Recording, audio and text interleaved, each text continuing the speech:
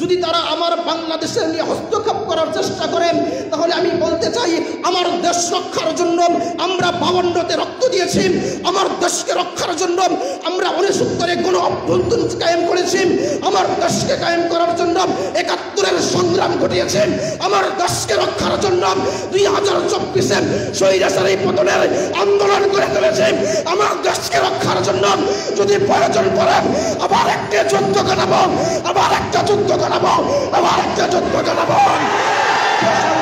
আজ এমনই এক সময় আমাকে আপনাদের সম্মুখে দাঁড়াতে হয়েছে, যেই সময়কে কেন্দ্র করে ওই ভারতের সরকার আমার বাংলাদেশের পুত্র বাংলাদেশকে তারা বাংলাদেশের ক্ষমতা দখলের জন্য নতুন নতুন চক্রান্তের বেড়াজাল বুনছে।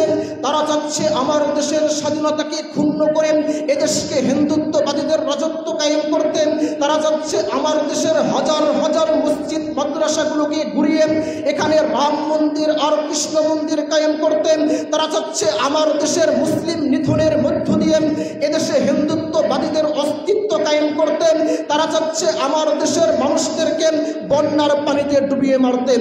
ঠিক এমনই এক সময় পাঠাগার থেকে তাদের চক্রান্তের অংশবিশেষ হিসেবে নির্ধারণ করে দেওয়া হয়েছে ট্রানজিট বাংলাদেশের স্বাধীনতা ক্ষুণ্ণের এক অশুভ পায়তারা। উক্ত বিষয়কে সামনে রেখে কিঞ্চিত পরিমাণে আলোকপাত করার প্রয়াস চালাবো ইনশাআল্লাহ।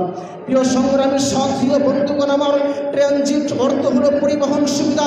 আর ট্রানজিট বলা হয় কোনো দেশের পরিবহনকে অপর দেশের মধ্য দিয়ে নিয়ে যাওয়ার জন্য সেই দেশের রাষ্ট্রের সাথে কিছু চুক্তিবদ্ধ হওয়া। ট্রানজিট বাংলাদেশ ও ভারতের সাথে ট্রানজিট এর সারমর্মার্থ বক্তব্য হল ভারতের 142 কোটি জনসংখ্যা সমৃদ্ধ 28টি রাজ্যের মধ্য থেকে অধিকাংশ রাজ্যই ভারতের পশ্চিমাঞ্চলে অবস্থিত, আর মাত্র 60টি রাজ্য ভারতের পূর্বাঞ্চলে অবস্থিত। ভারতের পশ্চিমাঞ্চল আর পূর্বাঞ্চলের মধ্যে এদের যোগাযোগের মাধ্যম হলো খুবই সংকীর্ণ এবং খুবই দুর্যোগপূর্ণ। যদি তারা আমার বাংলাদেশের নিয়ে হস্তক্ষেপ করার চেষ্টা করেন, তাহলে আমি বলতে চাই আমার দেশ রক্ষার জন্য আমরা 52তে রক্ত দিয়েছি, আমার দেশকে রক্ষার জন্য আমরা 69-এ গণ অভ্যুত্থান কায়েম করেছি, আমার দেশকে কায়েম করার জন্য 71-এর সংগ্রাম ঘটিয়েছি, আমার দেশকে রক্ষার জন্য 2024-এ স্বৈরাচারী পতনের আন্দোলন করে তুলেছি, আমার দেশকে রক্ষার জন্য যদি প্রয়োজন পড়ে আবার একটা যুদ্ধ কাটাবো, আবার একটা যুদ্ধ কাটাবো, আবার একটা যুদ্ধ কাটাবো।